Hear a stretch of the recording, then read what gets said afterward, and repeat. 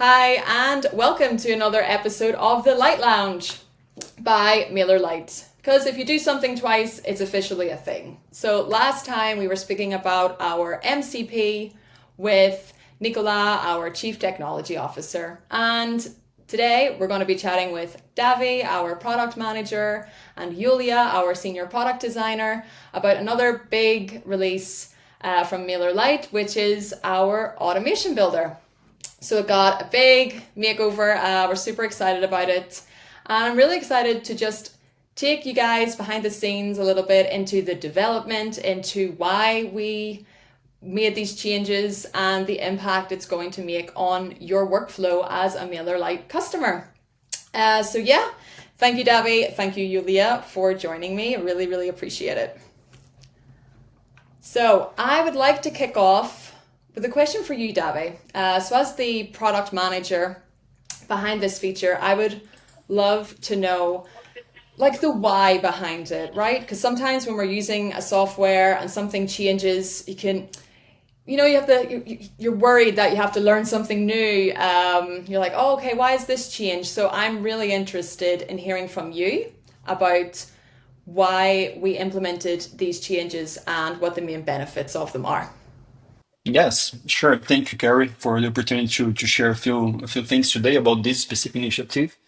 And yeah, over the past few months, we have been taking a deep research-driven look at our automation tool in general to strengthen its role as a core part of MailerLite experience. We truly believe that, and we would like to reinforce it. So our goal was simple. We would like to make the automations more intuitive and more flexible for our customers. So they can scale their communication without added complexity. Also aligned with one of our core values as a company to keep things simple. So this was the mindset behind this specific initiative too. So over the past months, we run many customer interviews, did marketing analysis, and also an extensive review of feature requests from our customers. And we identified a few key areas of high impact that we could attack. In this iteration, we basically focus on three major improvements, I would say. The first one that we identified was to erase usability. So to make the building and editing of automations faster and easy. For example, one important thing that we brought with this specific part was the drag and drop functionality for the builder. We already have this solution in other builders of our system, but we didn't have for automations specifically editing. So it was one important part of this first aspect that I am sharing. The second aspect that we would like to focus on in this iteration was to expand our trigger and logic flexibility. So we introduced a new trigger to the builder. We added more conditional logics options, making it more powerful and covering more use cases from the users.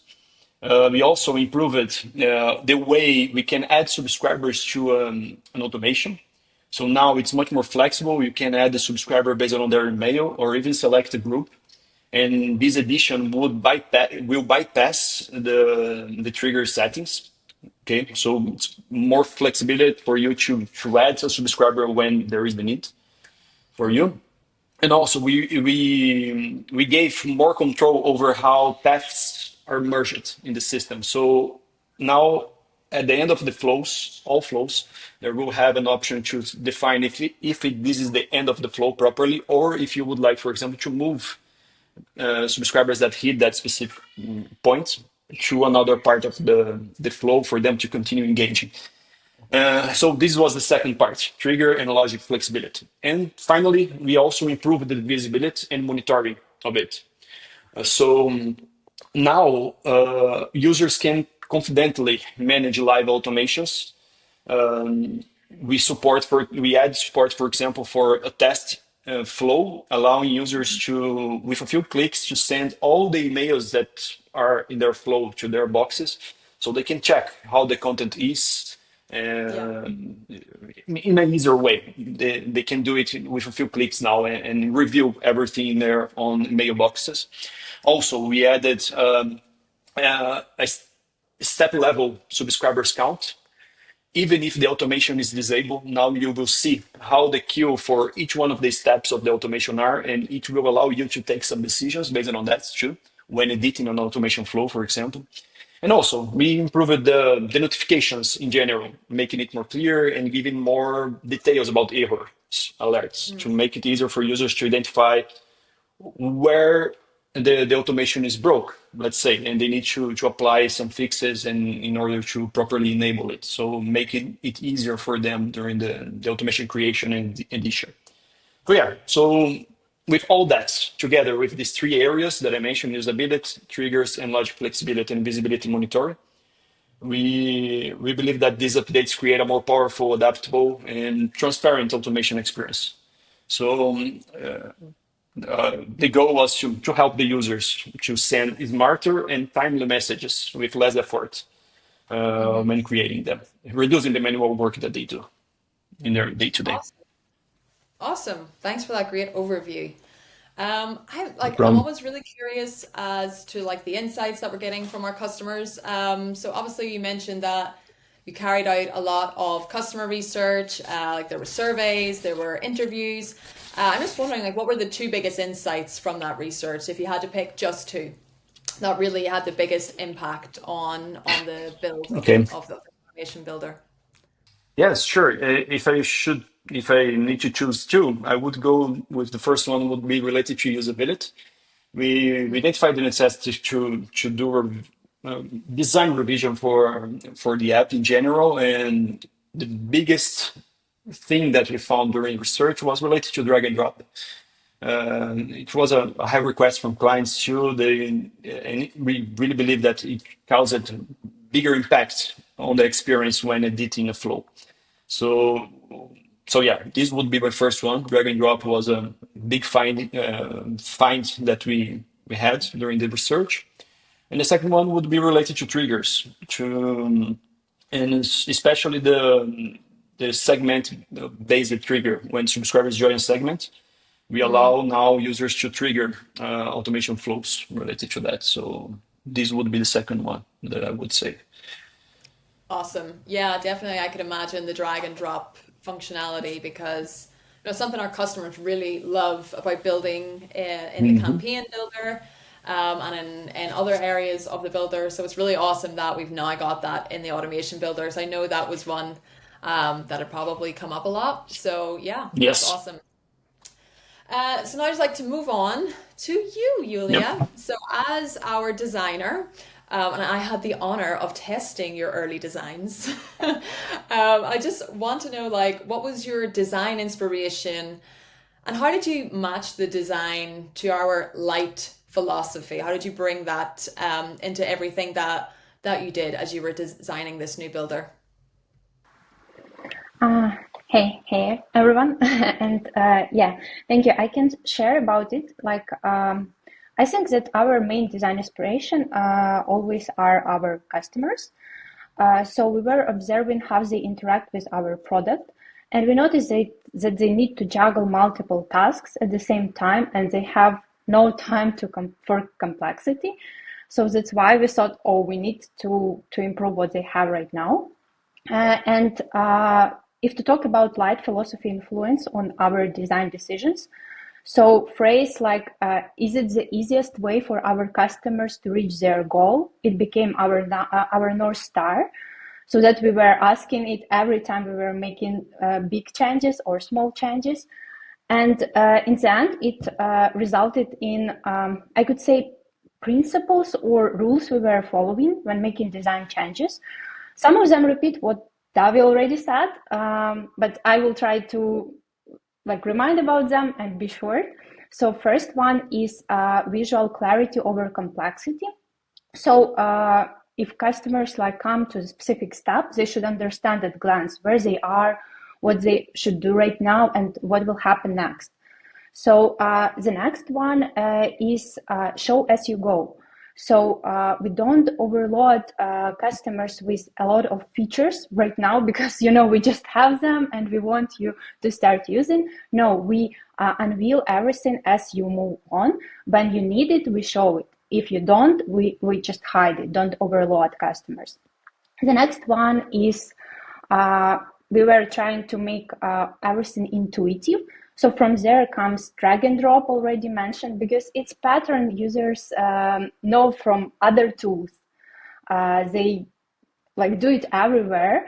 And others was using labels and descriptions that are not technical, that written in plain language. And the last one for that, I can say it's visual feedback. So for example, if you do something, you see feedback from the system. You see that your action was recorded and you see that all is good, or if there is some issue, you understand why and what you should do. And the last rule, I could say, it's customer focus on our customers. So we didn't do changes just because we think, oh, it looks nice, everyone on the market does it, let's do it. No, never. So we always follow what pain points our customers have and try to remove this friction for them. So yeah, I think that's about that. And also we were trying to remove frictions that our old builder had, because it didn't face significant changes for a long time. So we wanted to upgrade it. Yeah, and so in general, we wanted to make our automation builder more accessible, so that you don't, not only some technical customers can come and use it, but anyone. If you launch your first course, or if you are e-commerce store owner and you want just to do it fast, you don't need to read long instructions. You just come and do it. So that's why if we talk about our MailerLite design, we mean here maximum power and minimum friction. Love that. Absolutely love that. Yeah, that's excellent. And by the way, Yuliia did mention briefly that we speak in plain language and not technical jargon. I did do a lot of the copy, the text for this. So if you do see something that you don't understand, just hit me up and be like, Carrie, yo, I don't know what this means. You gotta fix this. I'm always open to feedback. Awesome. Thank you so much for sharing. And yeah, it's just so great to see how our principles of just exactly what you said, maximum power, minimum friction, and then how that actually is applied in something real. Thank you so much for that. So now I would love to hear, because we're all about, sharing a bit of the tea behind the scenes, right? What a key challenge was, and a key challenge that the team overcame to align the builder with our philosophy of keeping it light. Yuliia, maybe this is more of a question for you. Yeah, I can try to answer. So, from design side, we always want, we see something, we need to improve it, let's redo everything. Let's make it different. But in the end, automation builder is something people are already using. They already built something here. They have already some assets. So we couldn't do that in this case.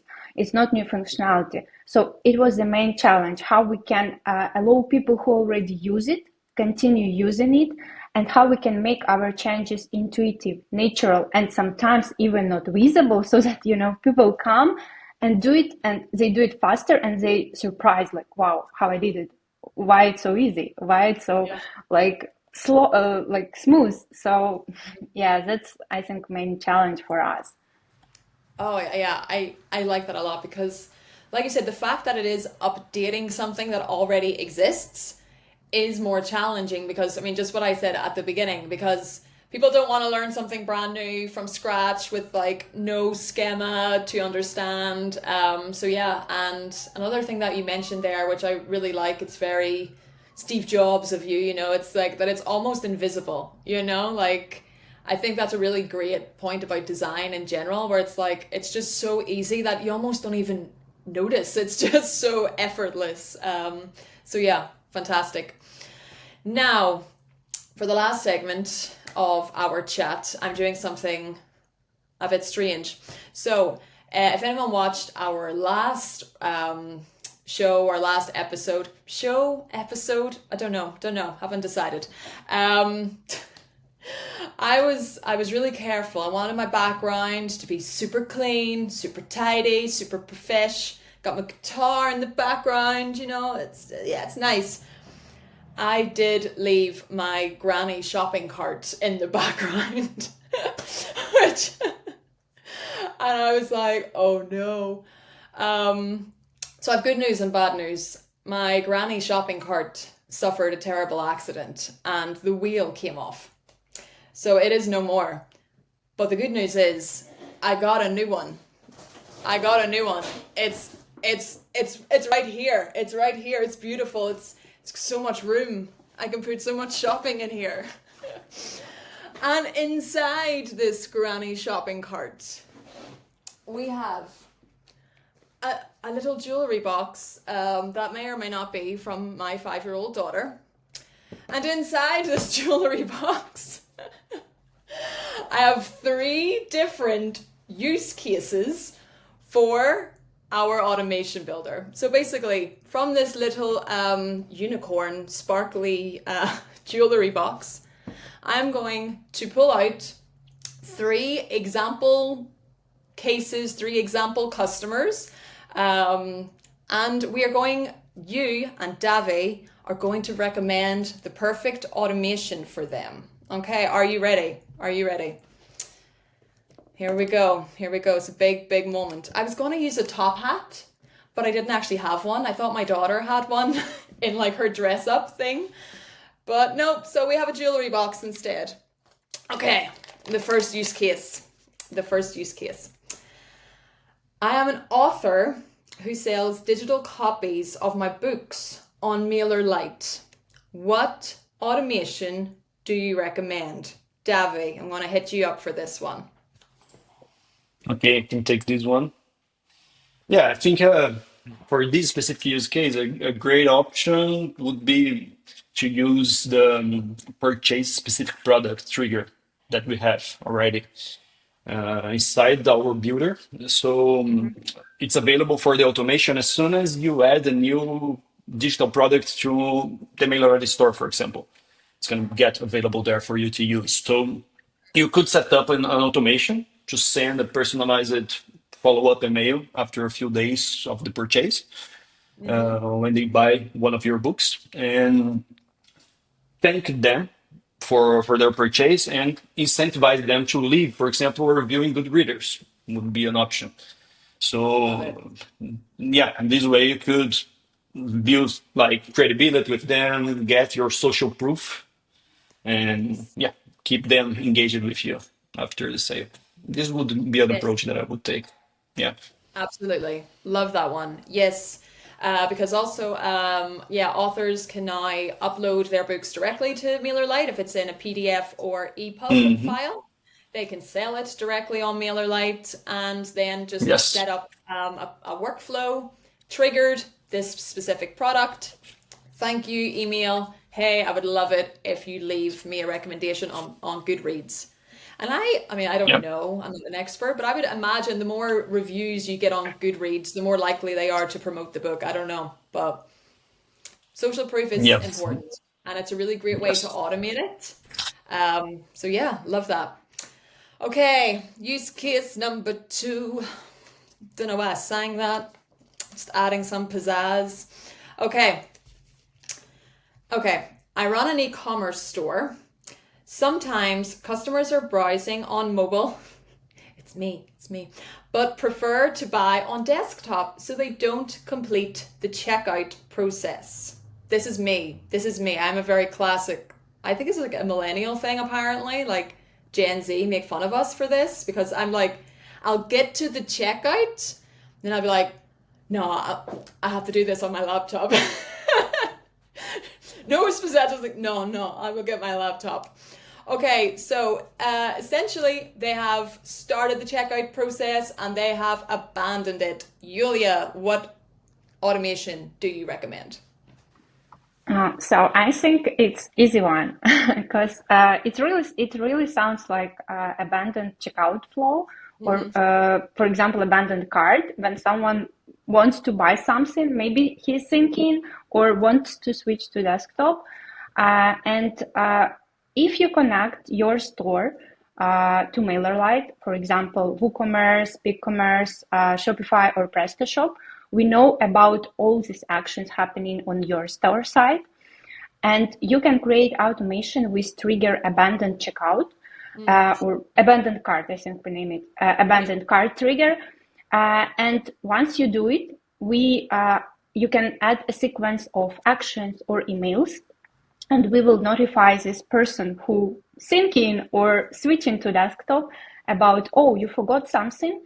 And the main value of how it works on our side that you can add sequence of actions, sequence of emails, not only one. And if someone already bought something from you, we check it every time so that we don't spam your customers with a lot of emails. You know, someone already bought it and you still, did you buy it? Yeah. You forgot something. You need to buy it. No, we don't do that. We really do it in a clever way. So in this case, you can rely on automation on our side. Awesome. Yes, I was going to actually ask that because that would be something I would be anxious about, like, oh, but are they, like, is there something that says, like, did they buy, send this, because, yeah, if they already went back and finished the purchase and you're still sending them emails, that would be not terrific. Okay, last one. Okay. I am a creator who's building an evergreen funnel for my online course. Okay, so how can we help a creator build an evergreen funnel for their online course? Davi, I'm gonna throw the ball to you for this one. Yeah. For this one, I believe we have two options here. That comes to my mind. First one would be for them to build a flow from scratch or use the online course automation template that we have available also in our template gallery for automations. Even for free plans, you have a few options there, many options there actually available for even for free. So for this specific use case, they can build the online course automation flow and set, for example, a welcome email uh, to start with, and later deliver other emails with containing free test lessons for their Yeah. audience in each one of these emails, with delays between them, of course, which would help this way. It could help them to build trust and train the audience to engage with their content early and in phases. So, Yeah. and as soon as they finish the course, this testing course that you would offer to them, the automation could upsell the full paid course, for example, by the end of it. Like Yeah. we would keep the funnel running automatically and consistently covering these leads. So yeah, I think this would be an approach and a suggestion to go. Yeah, yeah, awesome.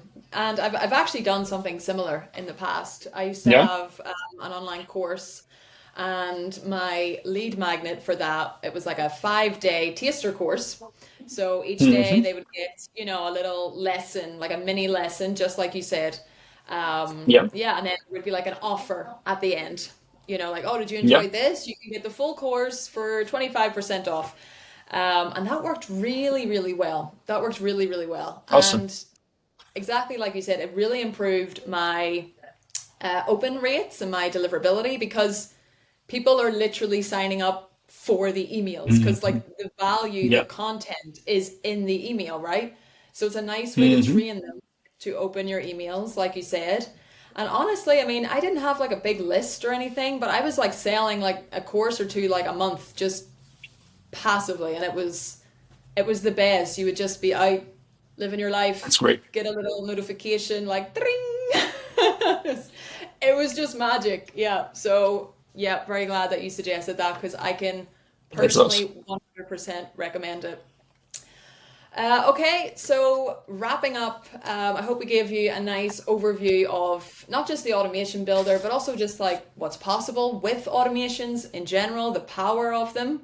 But maybe if you've never set up an automation before, you're still feeling maybe a little bit intimidated or a little bit like, oh, where would I start? So, Davi, I would just like to know if someone has no automations at the moment, what is the easiest thing they can set up? Like 15, 20 minutes of your time, set this up, and then just leave it, set it and forget it.